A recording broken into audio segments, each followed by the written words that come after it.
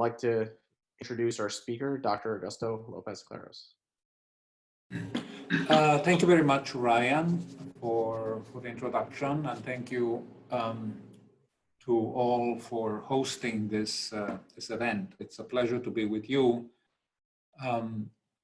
even if we have to use the Zoom technologies to do something that would have been nicer to do in the flesh, face-to-face at the Virginia Baha'i Center. I wanted to share with you some sentences from a tablet, a letter that Abdul Baha wrote to a Scottish lady by the name of Jane Elizabeth White, who was the wife of a clergyman, a Scottish clergyman in Edinburgh in 1906. As probably all of you know, Abdul Baha, who was then the head of the Baha'i community, was a very, very prolific writer. The Baha'i faith was already established in many countries across the planet, and people would write to him, and he would respond. And in this particular case, although I have not seen the letter which Mrs. White wrote to him, he responded in a tablet that has really acquired a great importance among the tablets of Abdul Baha. And you have to, as you hear me in the next few minutes, just remember the context. This is 1906. It's the early years of the 20th century. And Abdul Baha begins his letter by referring or establishing a contrast between the present, meaning the beginnings of the 20th century, and ancient societies and earlier periods in human history. And in reference to those early periods of human history, and for the purposes of this discussion, let's think of, let's say, the time of Christ, when Jesus is preaching around the Galilee lake, or the Sea of Galilee, as it is called. And so in reference to those periods, he says that the concept of the unity of mankind made no sense. It was not something that people could have understood, because people's conception of the world was very limited. It was limited by geography. It was limited by technology. People at that time were not aware of the existence of Aborigines in Australia. They were not aware that there were, civilizations in Central America and in South America, that there were fairly large populations in parts of Africa and so on. People had a very limited conception of the world, which was largely shaped by the village in which they lived. And at the time of Jesus, sort of a few people from that part of the world might have traveled to Rome, which was the center of the Roman Empire. And Palestine, was a part of the Roman Empire. And so to speak of the unity of mankind made no sense. But then he jumps ahead and he says, however, in this day, in this century, the 20th century, he says, because of changes in the means of communication, and I quote, all the members of the human family have become increasingly interdependent. The bonds of trade and industry, of agriculture and education are being strengthened every day. Hence, the unity of mankind can in this day be achieved. And he anticipates, that the 20th century will be a very important period in human history. He, in one part of the tablet to Mrs. White, he refers to, and I quote, the miraculous unfolding of a fresh marble every day. And, he's referring in particular to science and technology. Remember, 1906, right? It's already been half a century since the discovery of the telegraph. Means of transportation have improved dramatically. He himself, a few years later, will take a ship from Southampton in the United Kingdom and traveled to New York for a 9-month journey throughout the United States and so on. So Abdul Baha is trying to convey to Mrs. White, the sense that the 20th century will be a period of great human achievement. And in fact, he calls it, he says, this is going to be the century of light. And then, and I think this is the reason why the tablet became such an important piece of Baha'i theology, is that he then goes on to explain that one of the primary characteristics of the 20th century is going to be the gradual emergence of different levels of unity. And he refers to the unity of the races, he refers to the unity of thought in world undertakings, the unity of religions. He's looking at the question of unity from different perspectives. And in what to me is perhaps the most critical part of the tablet, he refers to the unity of nations. And I quote, a unity which in this century will be securely established, causing all the peoples of the world to regard themselves as citizens of one common fatherland. And that is where the title for today's presentation comes from, Citizens of One Common Fatherland. What is significant about this part of the tablet is that it is the one level of unity to which he attaches a particular time frame. For instance, when he talks about the unity of races, he says that it will happen, but he doesn't put a time frame on it. When he talks about the unity of religions and so on, likewise, he says that this is something that will happen. Each and every one of these will inevitably come to pass, he says, inasmuch as the power of the kingdom of God will aid and assist in their realization. But this unity of nations is the only one of the 7 different levels of unity that he identifies, to which he attaches a time frame, and he says it will happen in the 20th century. A few years later, Abdul Baha was traveling in Montreal in Canada, and a journalist from one of the local newspapers, the Montreal Star, approached him after his presentation and kind of cornered him. And he had obviously read this tablet or was familiar with this concept, and pressed him on the issue of the date, the issue of the time frame, the issue of this happening in the 20th century. And he said, yes, it will happen in the 20th century. People will be forced into it, he said. And so, for me, as a sort of young Baha'i, when I read this tablet, I think when I was in my teens, and it really sort of was a very powerful sort of piece of writing in my own sort of intellectual development as a Baha'i.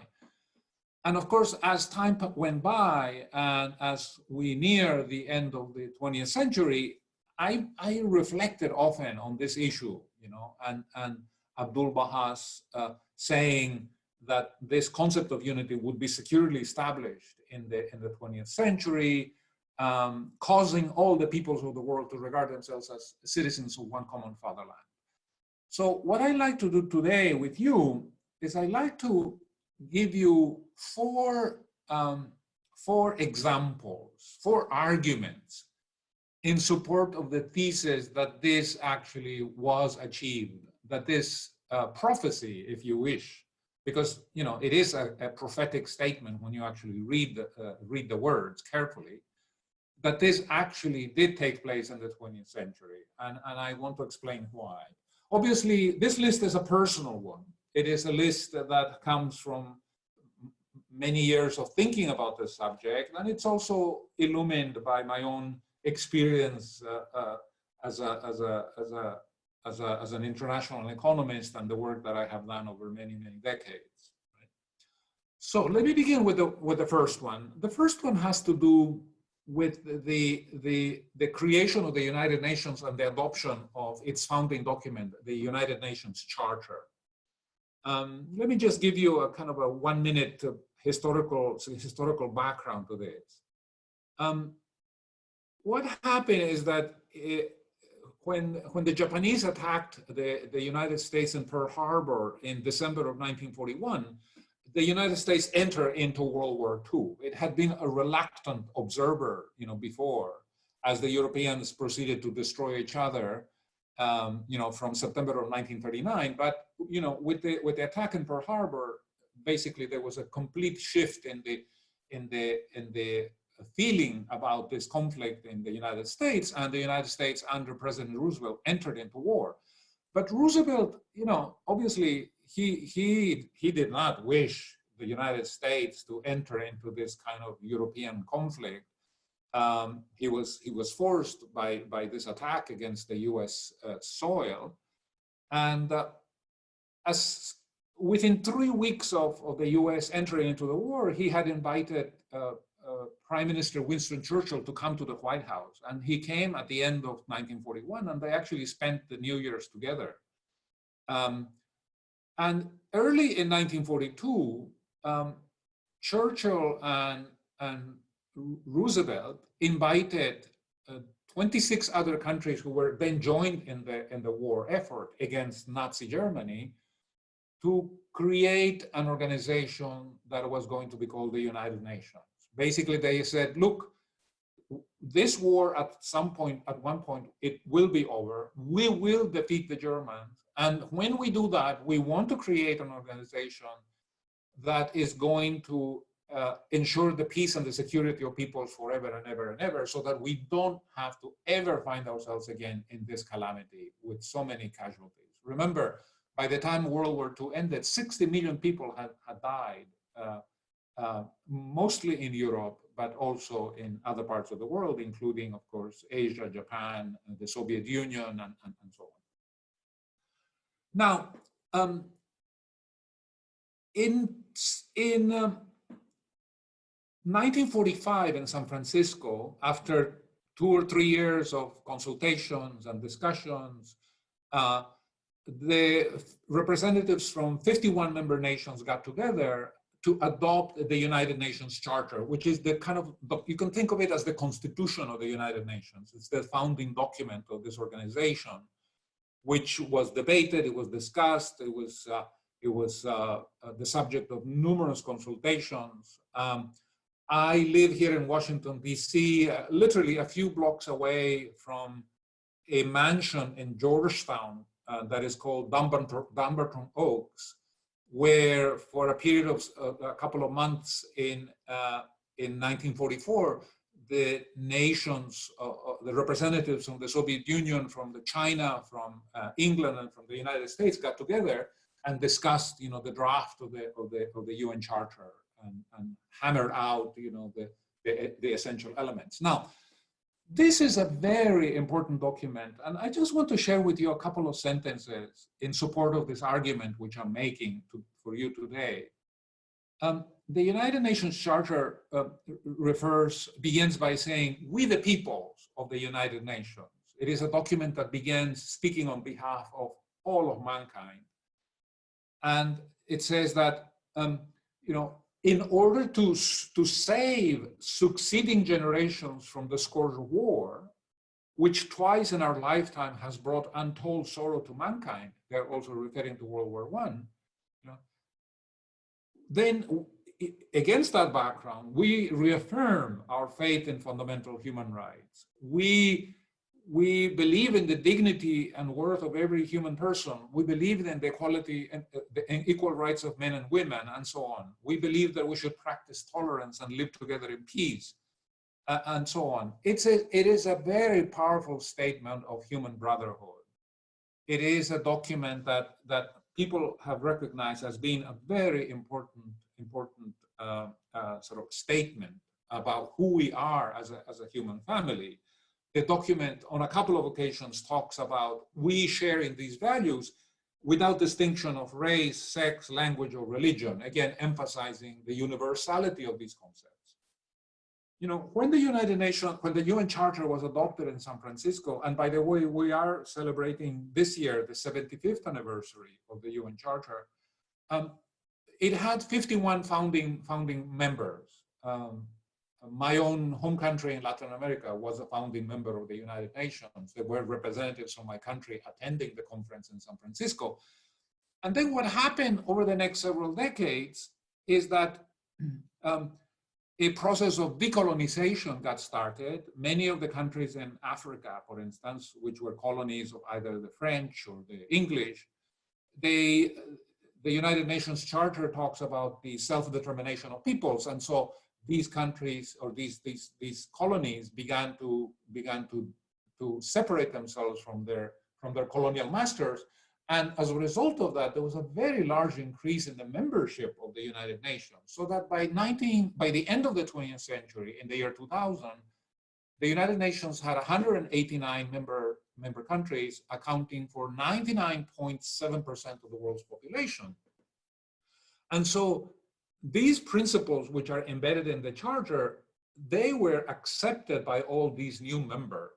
As they joined the United Nations, their representatives actually had to put their signature on a copy of the UN Charter. It was a very formal ceremony, a very formal statement in which, as the countries joined, they endorsed and they agreed to live by the principles embedded in the Charter, right? In fact, the UN today, in 2020, has 193 members, but we're focusing on the 20th century. So by the end of 20th century, it had 189 members, essentially all of mankind. So for me, this is a very important statement, and it is the first of 4 arguments which I want to put forward to you in support of the idea that, as Abdul Baha said, the 20th century would see the emergence of the unity of nations, causing all peoples to regard themselves as citizens of one common fatherland. Okay, let me go on to the next point which I wanted to make. And this is, again, sort of related to the United Nations. In 1948, prodded by the magnificent work done by Eleanor Roosevelt, President Roosevelt's wife, the United Nations General Assembly, which was one of the sort of founding institutions of the United Nations system, adopted a resolution which in time has come to be called the Universal Declaration of Human Rights. And again, the Universal Declaration of Human Rights is shorter than the UN Charter. The UN Charter is not a particularly long document, but it covers a lot of ground, whereas the Universal Declaration is very much focused on the subject of human rights. But then when you read the declaration, again, it talks about human beings being born free and equal in dignity and rights. We are endowed with reason and conscience and should act towards one another in a spirit of brotherhood. When the Charter was, when the Universal Declaration was put to a vote in 1948, the United Nations already had 58 members. It was a bit bigger, but 48 of the 58 members approved or endorsed the declaration, and no country voted against it. A few countries abstained, but no country voted against it. And then again, I'm not going to quote from the Universal Declaration today, but if you look at the articles of the declaration, again, they all emphasize this notion of unity, this notion of equality. In fact, many of the experts see the articles of the Universal Declaration as a kind of a set of broadly held values which transcend barriers of ethnicity, of gender, of religious preference, nationality, and so on. They are really universal values, and as the declaration says, they reflect the highest aspiration of the common people everywhere.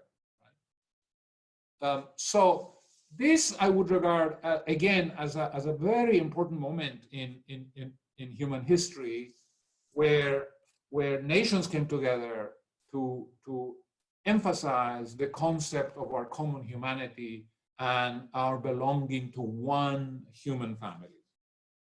All right. So those two examples were in the way of, let's say, important declarations or documents, which highlighted this emerging sense of being part of one human family. But let me go further and let me go to my third line of argument. And this is something that comes from basically developments in the social sciences. I'm an economist, and I have, during much of my professional career, also have had an interest in anthropology, anthropologists have a lot to say about who we are as a people, because they have studied cultures, they have studied what makes us human, what makes us different from animals and from other living beings.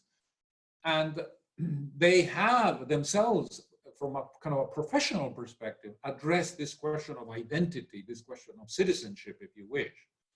You know that in 2016, 4 years ago, the United Kingdom had this referendum on Brexit.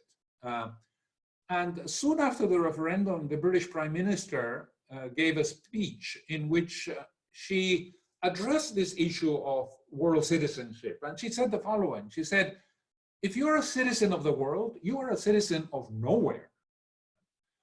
And this speech generated a huge deal of discussion and debate in the United Kingdom and in other parts of Europe, because it seemed to be saying that, it's the identification with local values that is the defining mark of citizenship. That if you call yourself, I am a world citizenship, essentially you're saying I'm nobody, right? I'm a citizen of nowhere. I have this basically lack of identity, right?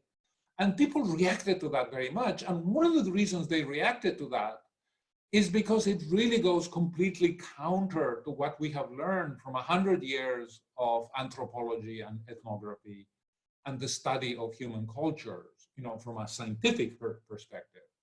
And here I want to give you one insight from one particular source, a very credible source, my favorite anthropologist.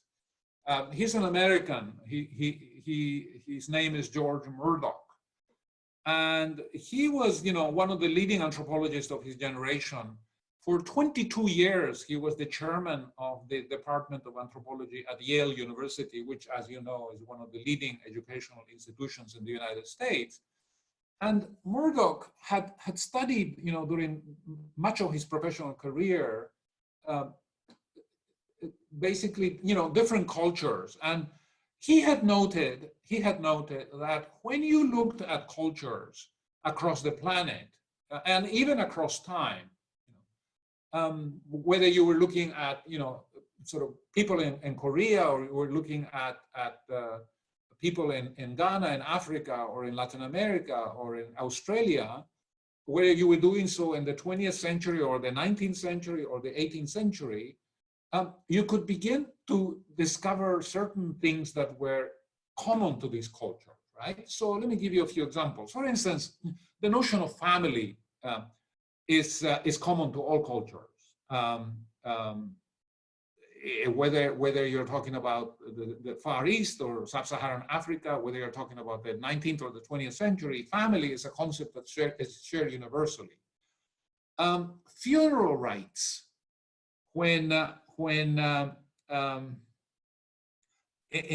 all cultures, funeral rites contain expressions of grief and a method of disposing of the body. This is universal. It's universal. There is no culture in the world for which it is not the case that there are no funeral rites, right?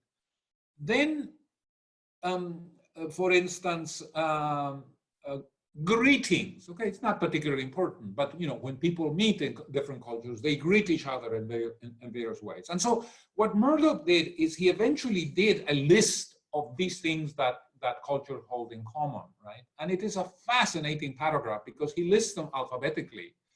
And you would think that there are 10 elements to this list. Not at all. There must be at least 50, right? I've mentioned a couple, but courtship, dancing, decorative art, division of labor, education, greetings, hygiene, incest taboos, inheritance rules, joking, language, law, marriage, medicine, modesty concerning natural functions, music, mythology, blah, etc., on and on and on and on, right? And so what's the purpose? What is he trying to get at? Basically, what he's saying is that all cultures are constructed according to a single fundamental plan, the universal cultural pattern, something that he says reflects the psychic unity of mankind. So he says, yes, of course, cultures can have different behaviors.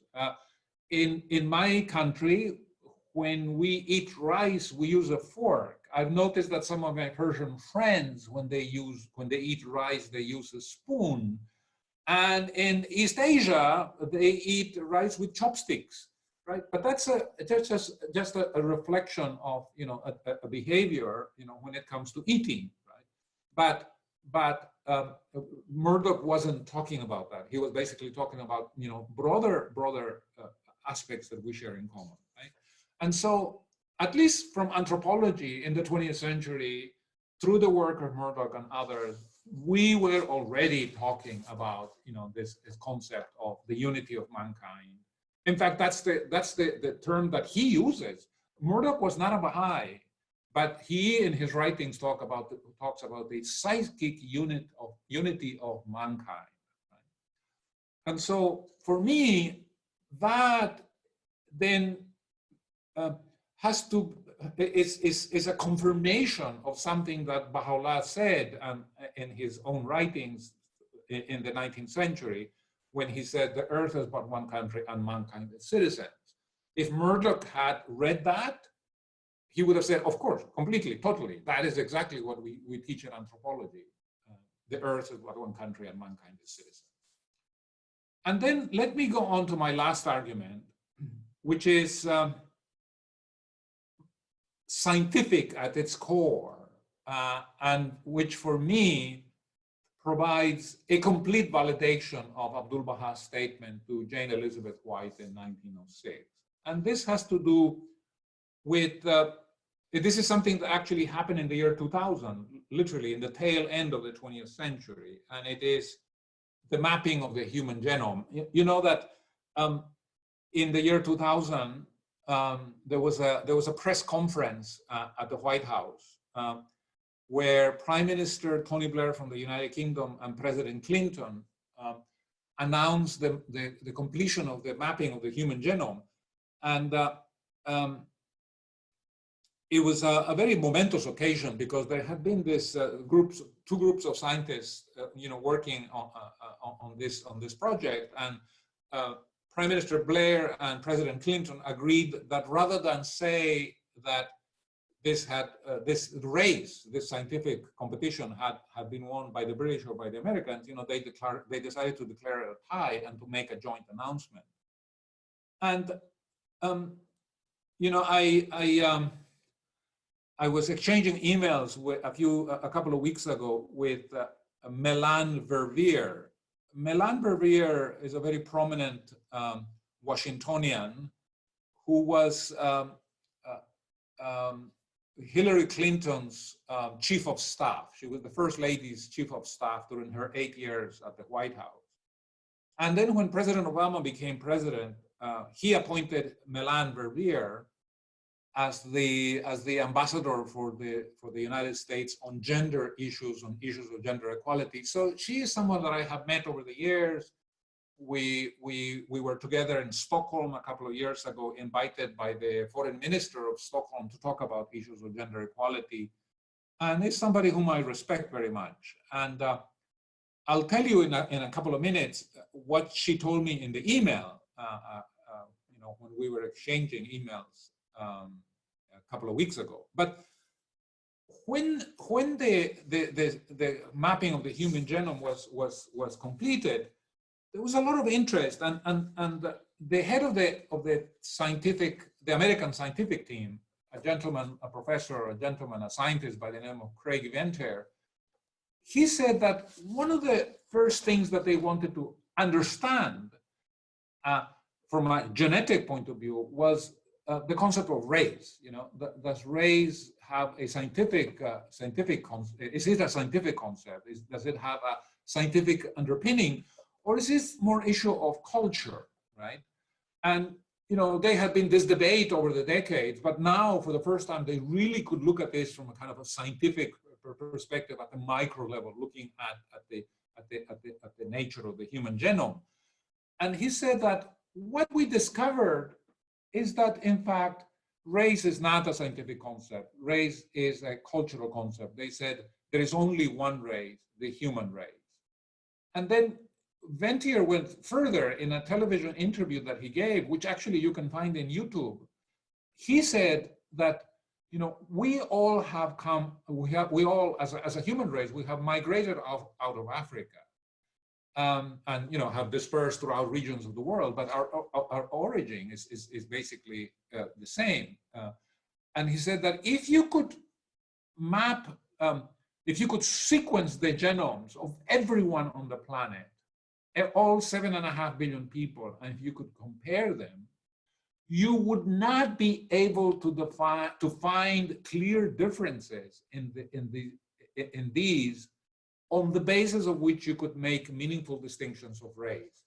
You could say, oh yes, this particular genome, it certainly matches that of a black person, and this one matches that of a white person. No. He said that when they actually looked at the number of genes that you needed to explain those characteristics on the basis of which we say that people belong to two different races, that number was 0.01%. I come back to my Melan Verviers anecdote. I was sort of discussing with Melan something else on an email, and she said, she reminded me that she had been present at the White House in the year 2000 when that press conference took place. And the scientists made this statement about us being 99.99% the same. That President Clinton had told her, isn't it terrible that we as a human family for centuries have gone to war, have persecuted each other, and have done all manner of horrible things to each other, even though we are essentially members of one human family and we are 99.99% the same. In other words, we have seized upon the 0.01% and used that as the basis for conflict and warfare and destruction, and have brought huge suffering to mankind, over the last many centuries. Right? And so, for me, this provides the last and the most important confirmation. Now, of course, you might say, but what are you talking about? You see the rise of nationalism in many parts of the world today. How can you truly say that we all regard ourselves as citizens of one common fatherland? And the answer to that question is a very simple one. Right?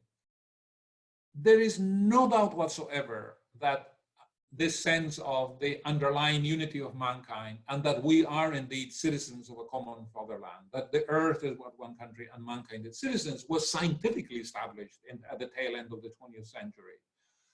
However, we are now entering a period in which, through education, we're going to have to internalize in our behaviors what is already true in the scientific world. There is always a gap in understanding. We are ignorant.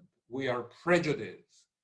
As the House of Justice said in the Premise of World Peace in 1985, we latch on for a long time upon outdated and destructive behaviors. Right? It is part of our transition from childhood and adolescence into maturity. And so what we are seeing now is essentially that transition, as little by little in different parts of the world, especially young people, very often women are leading in this area. We gradually are internalizing into our view of the world and into our personal behaviors, this notion that we are one human family, or as Baha'u'llah said, that we are the leaves of one tree, the drops of one ocean.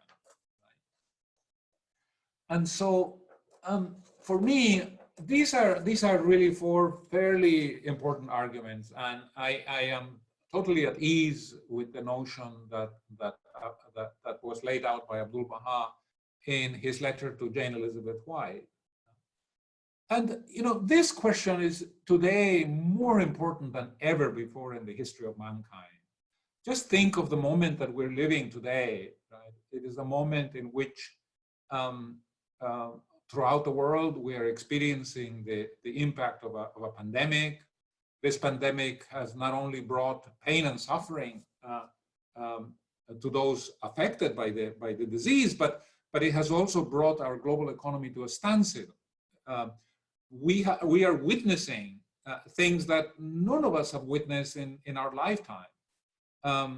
People were thinking that the global financial crisis of 2008 was the greatest destructor of prosperity and wealth that we had seen in our lifetime. Well, actually, the economists and other experts are already saying that this pandemic and its economic ramifications will be much greater, and already are much greater than what we saw in 2008 and 2009. And now the comparisons are really with respect to the Great Depression of the late 1920s and early 1930s. And so, but what are some of the lessons that are coming out of this? Well, one of them is that, whether it is a future pandemic or this pandemic, whether it is a question of climate change or nuclear proliferation or inequality, we are going to have to come together as a human family. These problems are not to be resolved through limited notions of community. These are global problems. Their solution is only possible in a context of international cooperation in which we see ourselves as members of one human family. There's something that is very interesting about this kind of diseases, pandemics. The last major killer that we had in the world in terms of a pandemic was smallpox. You know how many people died with smallpox in 1967?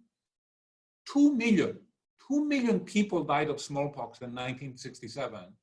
This was really something that had taken over the many centuries. It was one of the mankind's biggest killers. Tens of millions of people died of smallpox over our long history. In 1520, in March of 1520, one smallpox carrier arrived in Central America from a far-off land, and by December of that year, 1/3 of the entire population of Central America had been wiped out. All right. So come back to the present.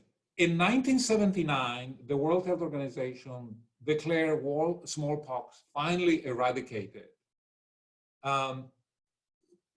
When did that declaration take place? It took place when this organization, which has a special responsibility for protecting us from the transmission of these kinds of diseases, when they could say with credibility, we have vaccinated every person in every country in the world. Only then could they say, we have rid the world of smallpox, right? Because it is in the nature of these pandemics that if one person gets the virus, if one person gets sick, or the virus mutates and it acquires a certain different characteristic and it sickens one person, then it puts the entire world at risk. That is the characteristic of these diseases, right? People say today, oh, no, we just need to close our borders. That is going to be our protection. It is completely false. This is not what history has taught us. The Black Death, which happened in the 14th century, the Black Death began in Asia, and within 10 years, it was devastating populations in Europe and killed probably up to 200 million people. And that was before air travel. That was before, trains. It was before massive transportation. It was at a time when we were largely isolated from each other. So what am I driving at is that essentially what this pandemic is showing is that unless we tackle this problem in a collaborative way, in a global way, thinking of everybody as a member of the human family, the solutions to this are not going to work. And that, to me, again, highlights the importance of, developing a sense of solidarity. And what the British philosopher Bertrand Russell said, we need to expand our mental universe, and we need to develop a notion of solidarity which refers to the whole world, not just ourselves or our tribe or our family. We need to think in these global terms. Let me conclude by the last words of Abdul Baha in that tablet to Miss White, which is really, again, a prophetic statement, although perhaps of a slightly different nature.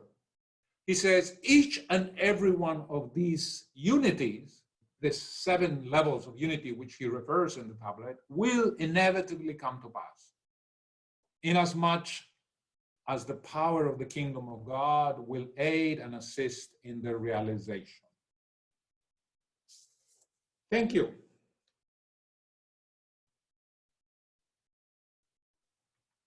Thank you, Dr. Lopez-Claros, for your talk. I really personally enjoyed it myself. If anybody has any questions for Dr. Lopez-Claros, Nabil will be going over kind of how you can use Zoom to raise your hands and ask whatever questions that are needed. Yeah, friends, in order to facilitate the questions, if you look at your screen on the bottom row, you probably see what's called participants. And if you click that, the window opens up on the right side that would have an icon for raising hand. It's a blue hand. So if you do that, then we'll know that you have a question, and we can go in order and have Dr. Lopez-Claros address the questions. So I see a couple of hands already. Ryan, are you going to monitor the hands, or? I don't see them myself. I think it's better if you do it, Nabil, because okay, sure. Hang on, let me see. Barmak Kusha has a question. Yeah, I'm going to unmute him, and then so he can go ahead and ask the question.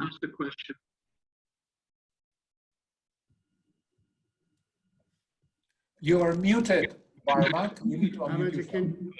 I'm muted now. Thank you. Now you're good. Good morning. The Universal House of Justice, the International Governing Council of the Baha'i Faith, and the trustee, if you will, of this, the faith and community and movement of which Abdul Baha is one of the central figures, has recently said that no matter the difficulties we're going through at present, and no matter how difficult things are at present, humanity will pass through this ordeal. We will emerge on the other side with greater insight and deeper appreciation of our oneness and interdependence. And in fact, they go on to say that leaders and thinkers and commentators have begun to explore fundamental concepts, as they say, and bold ideas that until recent times have been absent from public discourse, and that even though this is just very early, and it's just literally just months into this horrific pandemic, and even though it's very early and these are early glimmerings, they hold out the possibility. And even though it's not possible to see again, they say further on, just the extent to which the pandemic will influence this movement towards unity among nations, it remains to be seen to what extent, but it will do that. From your vantage point, at this early stage, what are you seeing in terms of this this movement towards unity among nations? Of course, among the masses of humanity, we see a lot of it. Among the thinkers and among commentators, we see a lot of it. But from your vantage point, from the perspective of someone who works with an intergovernmental and interstate institution, what are you seeing? I think that I am very optimistic about the way in which these events, whether it's the pandemic or whether it is the problems associated with rising income inequality and income disparities, whether it is what's happening on the climate change side. I am very optimistic that these are going to basically accelerate the pace at which we as a human family recognize the importance of international cooperation and recognize the importance of updating, modernizing our framework of international organizations. Let me tell you what the problem is that we have at the moment, right? I spoke in very positive terms about the UN Charter, right? I refer to that document as a very important moment in human history because of the principles that the UN Charter embedded about human brotherhood and so on. But what has happened is that that document was adopted 75 years ago, and it has never been amended. When the United Nations Charter was signed, we had no nuclear weapons. You know, it was signed at a conference in San Francisco in June of 1945. Within 2 months of that, we had the first explosion of atomic bombs in Hiroshima and Nagasaki, and the world changed completely, right? In 1945, except in scientific communities, the notion of global warming was not in the radar screen of policymakers. Global warming was actually discovered as a physical phenomena in the late 19th century by a Swedish biochemist, Arrhenius, right? Svante Arrhenius. So the scientists, you know, already knew that climate change was taking place, but nobody anticipated that it would accelerate in the second half of the 20th century. And so when you read the UN Charter, there is nothing on climate change. There is no responsibility given to the United Nations to deal with the environment, to deal with what we call the global commons, right? And so what then we need to do, and I think there's a growing realization of this, is that we need to rethink these founding documents and rethink the role of these global organizations in light of what has transpired over the last 75 years. Because these organizations are no longer fit for purpose. You know, Shoghi Effendi, in one of his magnificent letters, and I'm going to try to find it quickly, in 1931, said that the main problem that we face today was essentially linked to the inability of our organizations to adapt themselves to the needs of a changing world. He said political institutions, economic institutions need to be brought into the present day, need to modernize, need to be adapted to the conditions that we face today. And he said that in 1931. Imagine how much truer it is 90 years later in 2020, right?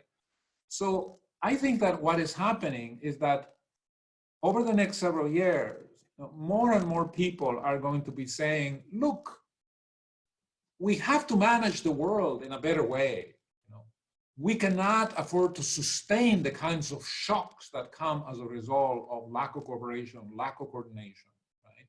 You know, let's think of climate change. What is one of the problems of climate change?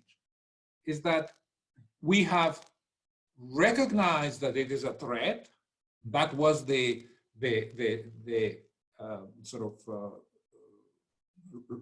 that was very much confirmed with the Paris Accord on Climate Change in 2015, the recognition that we have a problem, but we don't have the mechanisms to actually deliver the solution. Why?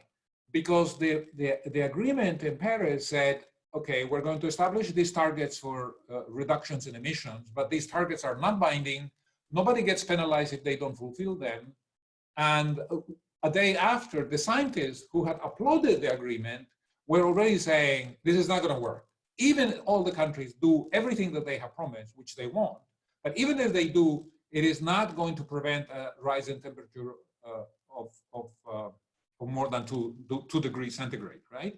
And so we are living in this world in which, yes, we're recognizing these problems, but where we have an institutional infrastructure which is highly inadequate and is not allowing us to find minimal solution to these problems. Okay, so, but that is changing. What do I mean by that? Well, young people are out into the streets by the thousands, by the hundreds of thousands. The last time I was in The Hague, which was, I guess it was already when, I'm trying to think, it was a few months ago, you know, before the lockdown. I was in The Hague, and there were the city of The Hague, which is the center of the Dutch government, you know, was essentially for several hours, you know, came to a standstill because there was a peaceful demonstrations of thousands upon thousands of people, not only young, mainly young, but many others as well, you know, because they feel that the world and governments are not doing enough, you know, to come together and offer meaningful solutions to the problem of climate change. And the scientists, as you know, are increasingly talking about, you know, soil erosion, deforestation, rising sea levels, biodiversity loss, and so on and so forth. So this is going to spur change. This is going to raise the awareness, not only of our common humanity, but also of the need to find practical solutions to these problems, right? You know, I think it's important that we don't become too depressed about the future. You know, when we look, especially now, you know, at what's happening all over the world in the context of the pandemic, it's very easy to become very disappointed and to basically to become depressed, if you wish, about the short-term outlook for humanity. But the Baha'i writings make it very clear that, you know, we learn from our lessons. You know, these crises have an element of education in them. You know, they confront us with choices. They tell us about misbehaviors. They tell us about ways in which we are approaching these problems that are not very productive and are not very meaningful. And then that leads to change and transformation. So I'm optimistic. You know, the Baha'i Faith provides a view of the future that is very, very glorious. It may be that we're going to have a bumpy ride into that future, but we have no hesitations that we are going to be entering a new age in human development when we will reach levels of development that we have not seen before in the entire history of mankind.